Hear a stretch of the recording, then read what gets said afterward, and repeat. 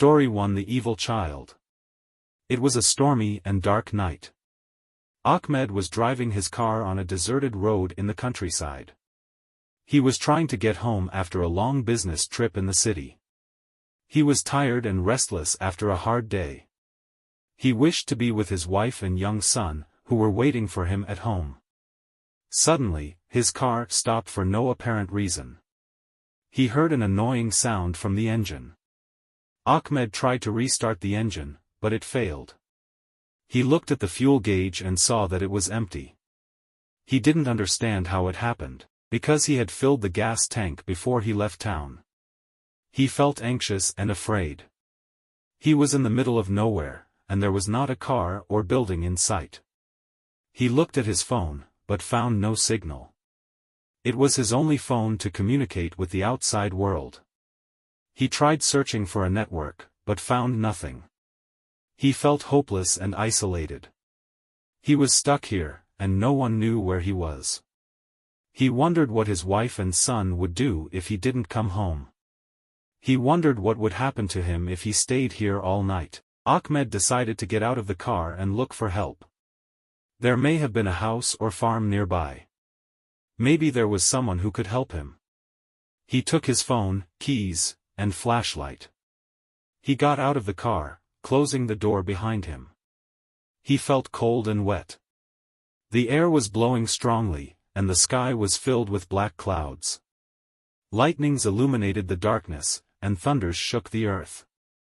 The rain was pouring down heavily, soaking his clothes and hair.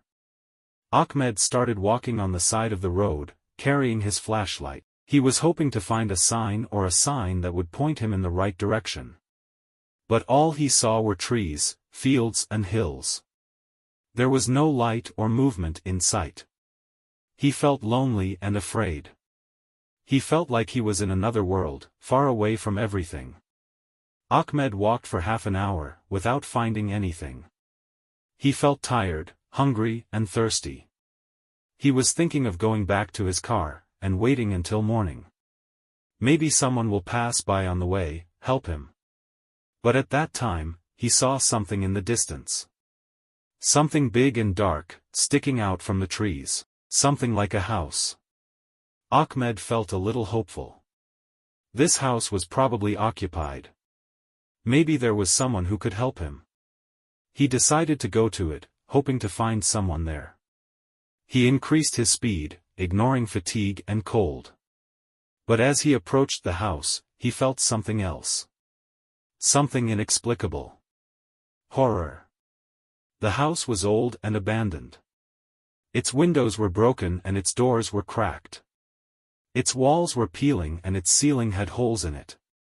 His garden was full of weeds and debris. There was something wrong in this house. Something scary and disgusting. Something evil. Ahmed stopped in front of the front door. He was reluctant to enter. He felt like he shouldn't be here. He felt that this house was not his. He felt like there was something waiting for him inside him. Something he didn't want to see. But he had no other choice. He needed help. He needed to contact his wife and son. He needed to get out of here. Ahmed pushed the door gently, and heard the sound of wood cracking. He entered the house and called, "Is there anyone?" He heard no response. He felt a sense of dread. The house was dark and dilapidated. He saw traces of D*M on the floor and walls. He also saw upside-down pictures of a happy family. Ahmed wondered what happened here. Who were these people? Where are they now? Ahmed kept walking, looking for a landline, cell phone, or anything else he could use.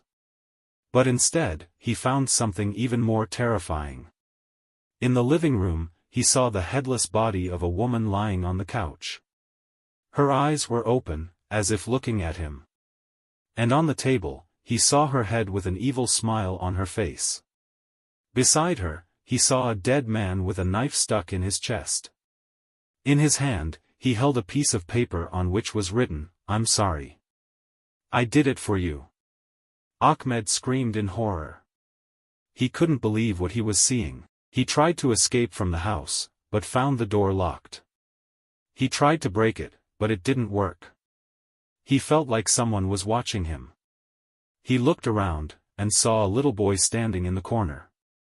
He was wearing clothes stained with blood. He was holding a torn doll. He looked at Ahmed with empty eyes, and said in a whisper, "Welcome to hell." Ahmed was terrified. He did not know who this child was, or what he wanted from him. He tried to talk to him, and said, "Who are you? What do you want from me?" But the child did not answer. Instead, he started laughing in a frightening voice. Then he threw the doll on the ground, and took a knife from his pocket. He began to approach Ahmed with slow steps.